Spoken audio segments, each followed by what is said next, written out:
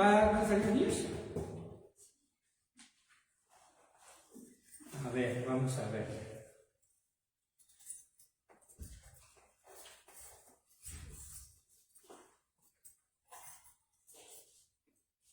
Mira, la paso.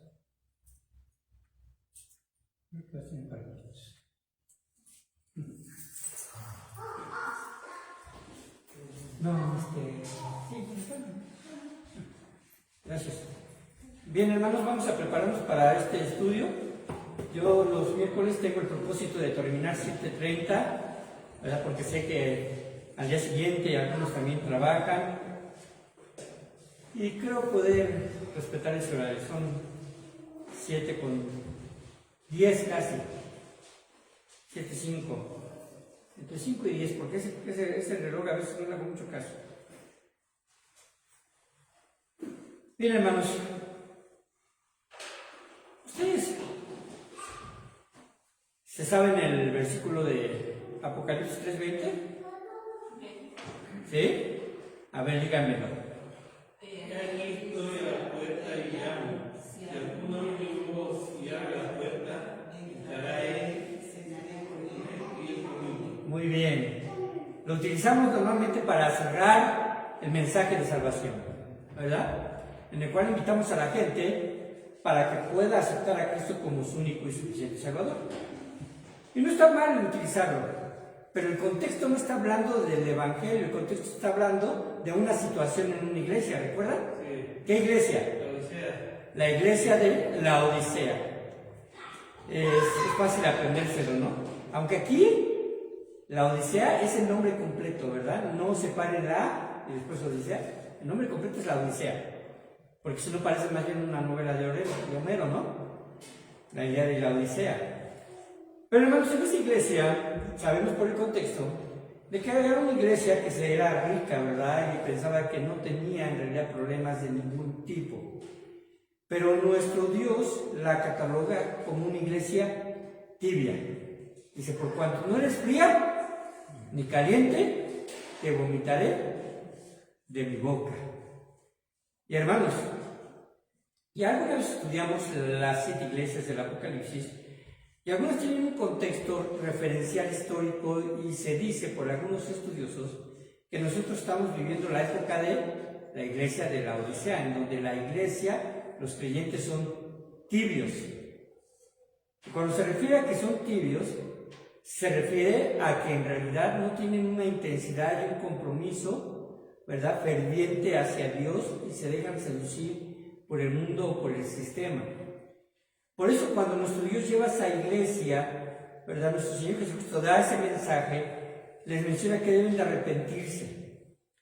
Y entonces le dice, aquí yo estoy a la puerta y llamo, haciendo precisamente esta ilustración de que está a la puerta del corazón de los creyentes que forman la iglesia de la Odisea.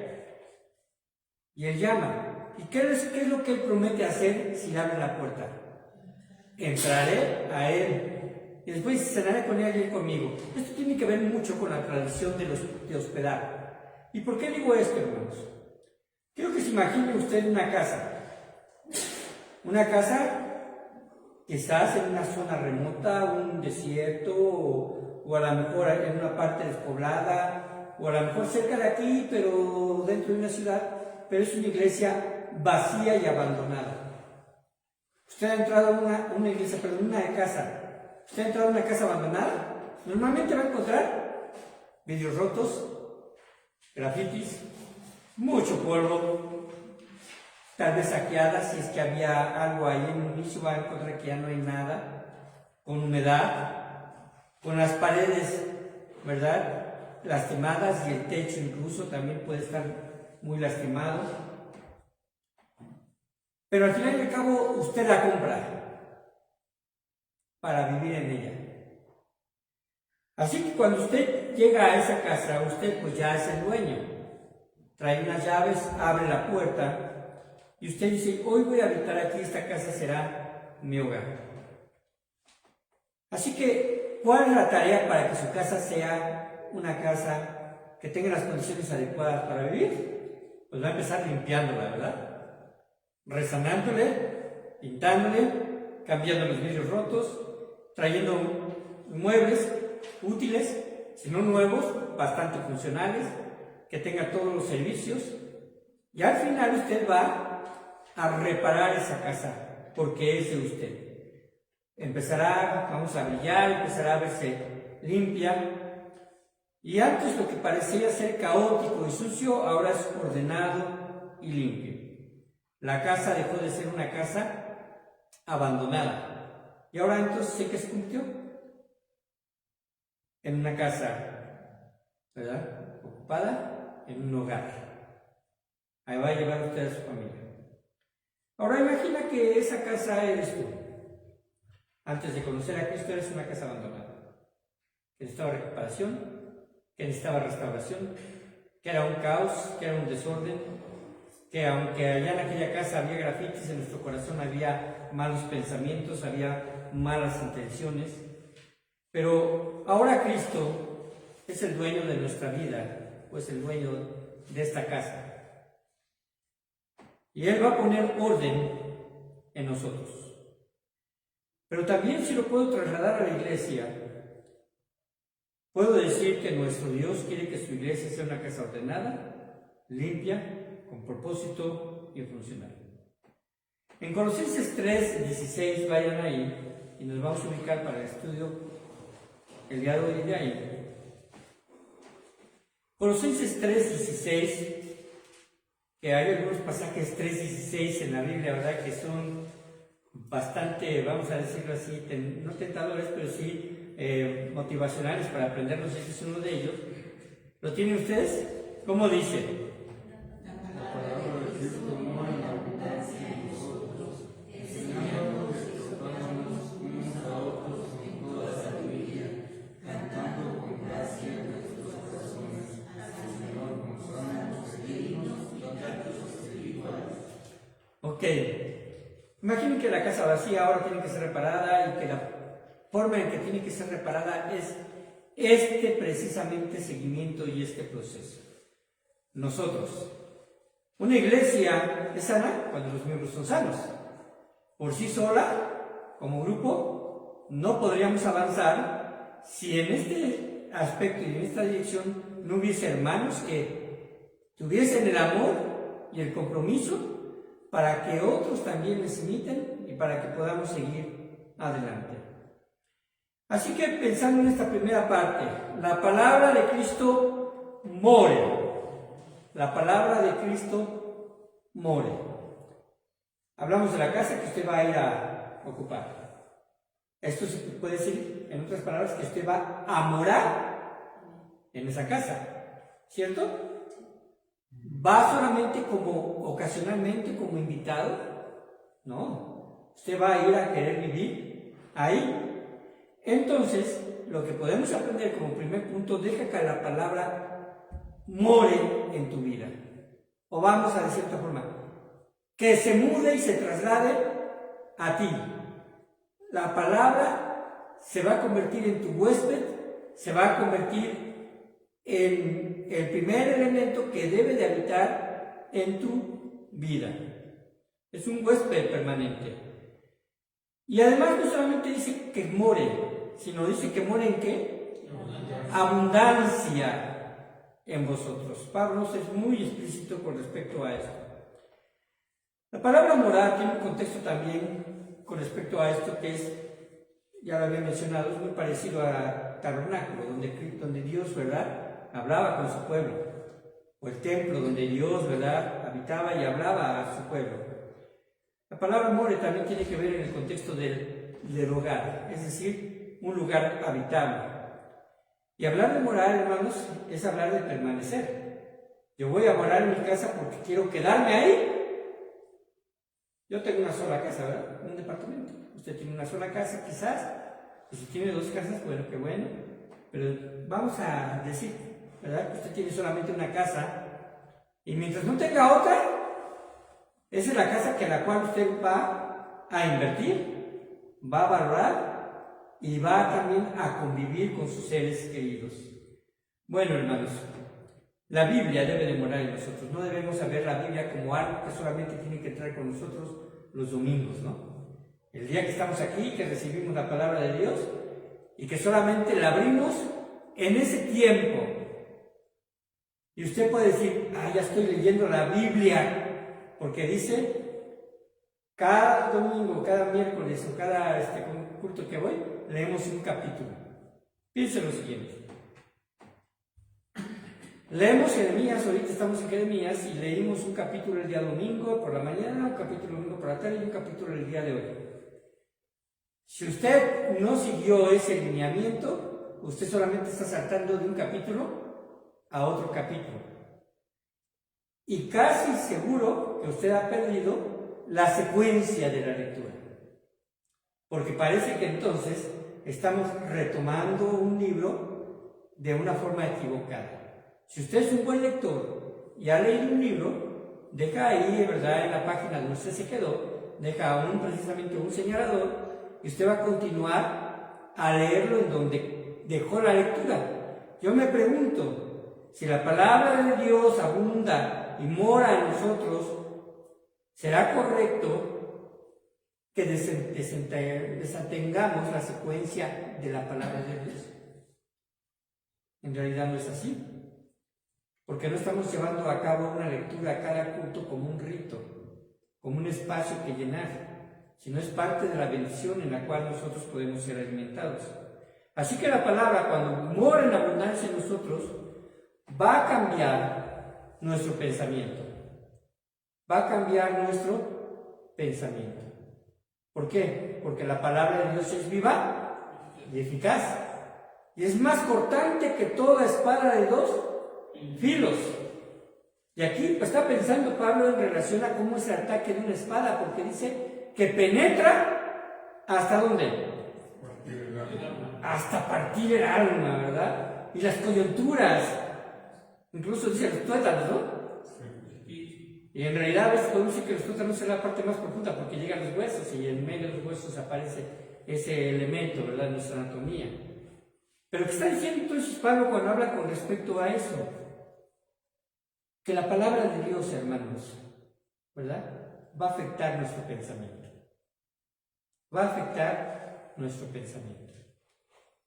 Aquí tenemos un montón de textos bíblicos alrededor. ¿Lo han notado? Sí. Ajá. Sin voltear, ¿me pueden decir uno? Y haré descanso para vuestras almas. Perfecto. ¿En dónde está? Atrás de mí. Mateo 11, 29. No, ¿en dónde está? Aquí en la pared.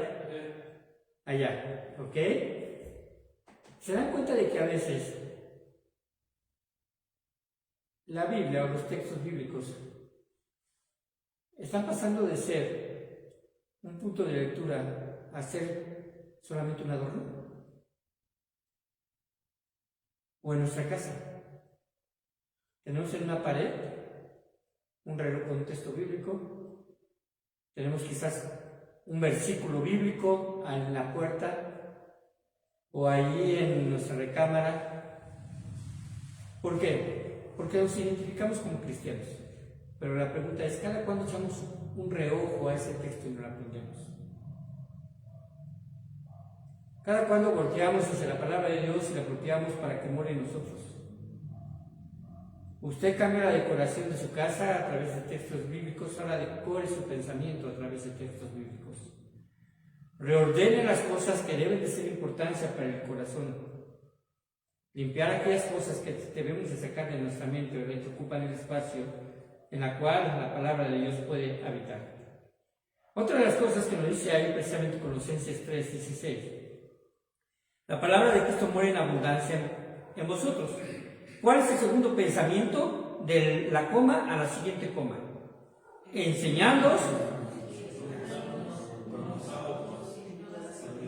Ok. La palabra de Dios va a ser su cometido. Ahora ese cometido, cuando ha transformado nuestro pensamiento, ¿qué es lo que nosotros debemos hacer? Transmitirlo. Enseñándoos y exhortándoos unos a otros en toda sabiduría. Ahora, hermanos, ¿la palabra de Dios cambia a través de los siglos? No cambia, la palabra de Dios es la misma. No pasa como los libros de texto gratuitos, ¿verdad? Que han cambiado demasiado para mal. La palabra de Dios no cambia. Y no podemos dejar que así como en nuestro hogar tenemos que enseñar y exhortar a nuestros hijos en toda sabiduría bíblica en relación a sus vivencias y experiencias diarias, porque en realidad, hermanos, la palabra de Dios es activa. ¿Qué quiero decir con esto? Usted puede agarrar y decirle a su hijo, vamos a leer la palabra de Dios antes de dormir o antes de comer, y lo puede hacer. Y está bien. Pero no es en realidad, ¿verdad?, algo que esté afectando su carácter si no está pasando por una situación en su vida. Por ejemplo, un niño, no importa la etapa en la que esté, pero ya se empieza a relacionar en el kinder con alguien, se empieza a relacionar en la primaria y van a salir preguntas que precisamente a partir de su curiosidad va a hacer. Como por ejemplo, ¿por qué la mamá de alguien está tatuada? ¿Por qué alguien dice groserías? ¿Por qué se tiene que hacer en la escuela, ¿verdad?, una festividad tradicional y querer participar en el Día de Muertos? ¿Por qué esto y por qué el otro? Porque son preguntas que le surgen a él. Y son los momentos en los cuales la palabra de Dios se hace 100% funcional y objetiva cuando nosotros le decimos a nuestros hijos el por qué no se deben de hacer las cosas o el por qué sí se deben de hacer las cosas. Cómo responder ante una confrontación con otro niño también puede ser parte de eso. Entonces, hermanos, la palabra de Dios nos debe de conectar.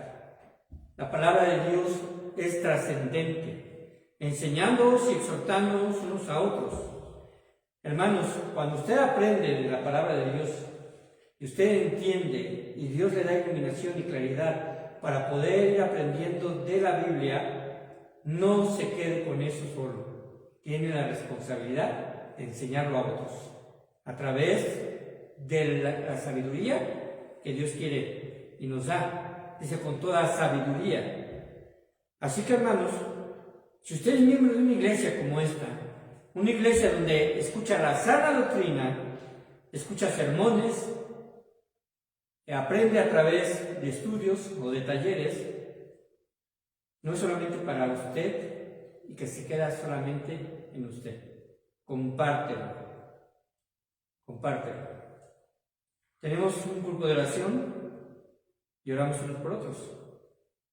Tenemos un grupo de oración en el cual usted tiene un teléfono de cada uno de los hermanos, ¿verdad?, ahí, en el cual usted puede dirigirse a ellos, echarles una llamada y animarlos con un versículo, sobre todo si sabe que no han venido, si están pasando por un problema, o que si quizás en una actitud incorrecta también, para poder corregir con toda sabiduría. Y cuando se dice corregir con toda sabiduría, es porque tenemos que echar mano de la palabra de Dios, en donde el objetivo es restaurar. Eso es la iglesia. Y después, hermanos, dice lo siguiente este pasaje. ¿Cantando con qué? Con gracia. Cantando con gracia. ¿Esto quiere decir que canten los que cantan bonito? ¿Significará que cantar con gracia es cantar bien bonito, que tenga una voz muy buena? No es así. Pero fíjense cómo dice, cantando con gracia en vuestros corazones. Tiene que ver con el interior al Señor. Y aquí hace tres identificaciones de la forma en la cual la melodía se da. ¿Cuáles son? Salmos, himnos y cánticos espirituales. Muy bien, hermanos. La palabra de Dios en nosotros va a producir que tengamos el hambre para poder compartir a otros, exhortándolos y enseñándolos. Pero también la palabra de Dios tiene un significado especial cuando adoramos o cantamos alabanzas a Dios. Cuando adoramos o cantamos alabanzas a Dios. Díganme algo. ¿La música comunica? ¿Sí o no? Sí. Sin lugar a dudas. Y tanto en lo positivo como en lo negativo.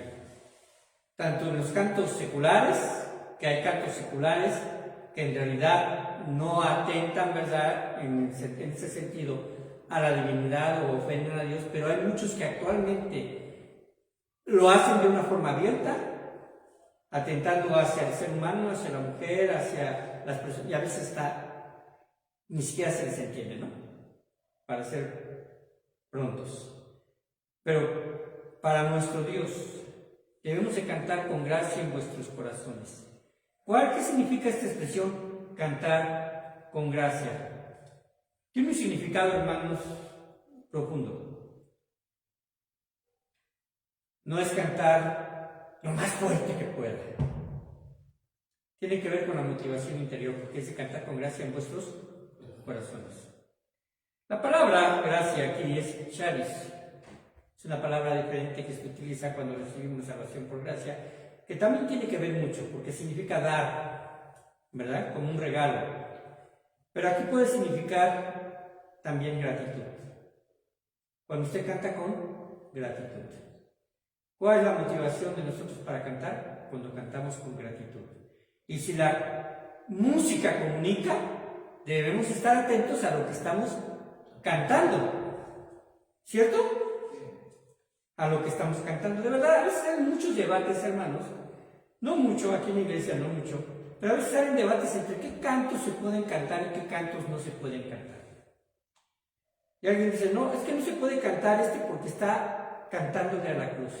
Por ejemplo, en la cruz, ¿no?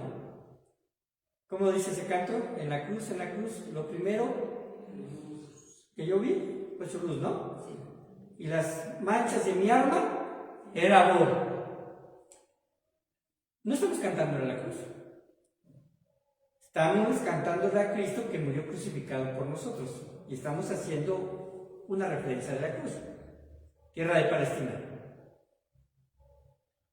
Yo otra vez cuando hablaba acerca de esto, yo dije, no le estamos cantando a la tierra de Palestina.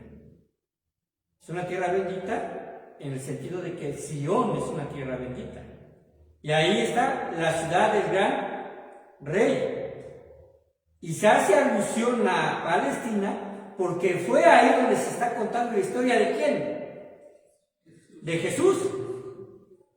Entonces, hermanos, debemos precisamente de ver todo esto. Ahora, no es solo usar la voz. Cuando cantamos es responderle a Dios a través de nuestras bocas lo que sentimos en agradecimiento y también porque Dios nos ha salvado. Hay cantos, hermanos, ¿verdad? Por ejemplo, alcance salvación, ¿no? O es un himno.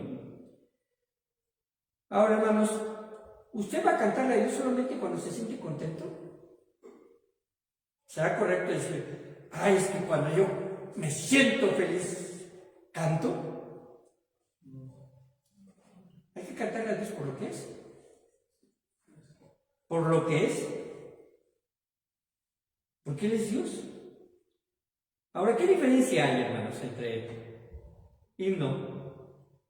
¿Qué diferencia entre cuál era el otro? Himnos, salmos y cánticos espirituales. Bueno, dejen marcar la diferencia que se hace en el aspecto eclesiástico, en el aspecto de adoración y de orden dentro de una iglesia, porque cuando nosotros venimos, adoramos desde el momento en que estamos aquí y levantamos la mano para dar gracias. Porque, hermanos, en realidad ahorita es tiempo y le conocemos como miércoles de oración, intercesión. Pero los domingos venimos a dar gracia. Y claro, cabe la excepción de que alguien se levante y quiera pedir por algo que en ese momento le está sintiendo, pero la intención es venir a adorar a Dios y darles gracias por lo que ha hecho durante la semana. Así que, hermanos, después también estamos adorando ahí, adoramos cuando diezmamos. Adoramos a Dios cuando diezmamos porque le estamos precisamente reconociendo su provisión. ¿Adoramos cuando cantamos? Claro. Y ahorita estamos llevando una dinámica, ¿no? De poder decirle a un hermano cuál canto, cuál himno quiere que entonemos la semana que entra. Los himnos, hermanos, los himnos están prácticamente, voy a decirlo así, constituidos, o están escritos a través de contenido doctrinal. Los signos tienen un fuerte sentido doctrinal. El primer himno que tenían antes los himnarios rojos, ahora ya cambiaron de orden, pero era Santo, Santo, Santo. ¿Recuerdan este himno? Si tiene un himnario o si tiene una letra, usted se va a dar cuenta que en cada verso hay doctrina. En cada verso hay doctrina. El himno de la cruz tiene un sentido doctrinal como sustitución. Piensen los himnos. Estos son himnos. ¿Qué es Salmos? Cuando hacemos una referencia de ¿qué? Del libro de los Salmos. ¿Cantamos el Salmo 23? Bueno, les voy a poner nada más en la memoria algunos que nosotros aprendimos, quizás aquí no los cantemos, pero cantamos el Salmo 1, el Salmo 3, el Salmo 9, el Salmo 19, el Salmo 23, el Salmo 81, el Salmo 63, el Salmo 40, el Salmo 150. Son bastantes salmos, ¿verdad? Y a todos ellos le pusieron música. Esto es cuando cantamos con salmos. Entonces, ahora, ¿cuáles son los cánticos espirituales? No es algo, hermano, que te vaya a salir del corazón en ese momento y te conviertas en compositor. No es algo así. Pero ¿cuáles son los cánticos espirituales? Cuando tienen un contenido que ha afectado nuestra vida o de reconocimiento a otros. Por ejemplo, qué bueno es Dios. ¿Recuerdan ese canto? Ajá. Otro, ¿cómo se llama este poderoso gigante? Ajá. Aunque también tiene algún sentido, ¿verdad? Bastante doctrinal, pero es un canto. Por eso se hace esta diferenciación. Así que, hermanos, no es solo emoción externa, es comunicar y reconocer a nuestro Dios.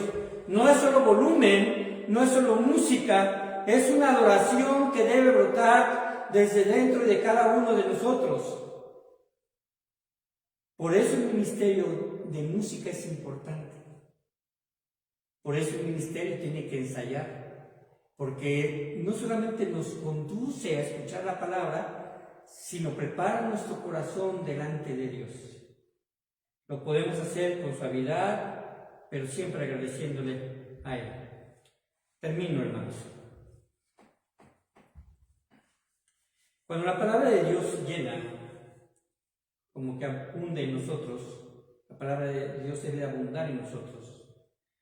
La adoración va a fluir de forma natural a través de la oración y el canto y el aspecto precisamente del reconocimiento a nuestro Dios al darle lo que le pertenece. En la iglesia no estamos buscando un espectáculo, pero Dios nos libre caer en una situación en la cual tratemos de complacer a los hombres y no estar tratando de complacer a Dios. Creo, hermanos, que cuando nuestro corazón es correcto y complacemos a Dios, nosotros nos sentimos bien, ¿cierto? Venimos a orar, venimos a entonar cantos. Y esto, hermanos, es solamente poner en nuestra memoria los recuerdos pasados y hacer muy cercanos o lejanos de lo que Dios ha hecho con nosotros. Recordamos sus promesas, declaramos que tenemos esperanza en su segunda venida y reafirmamos que nosotros adoramos a un solo Dios y verdadero. Así que al imaginar tu vida como una casa, y Jesús tocó la puerta, como dice ahí en Apocalipsis, estoy la puerta y llamo, ¿verdad? Él no viene a inspeccionar, Él viene a habitar.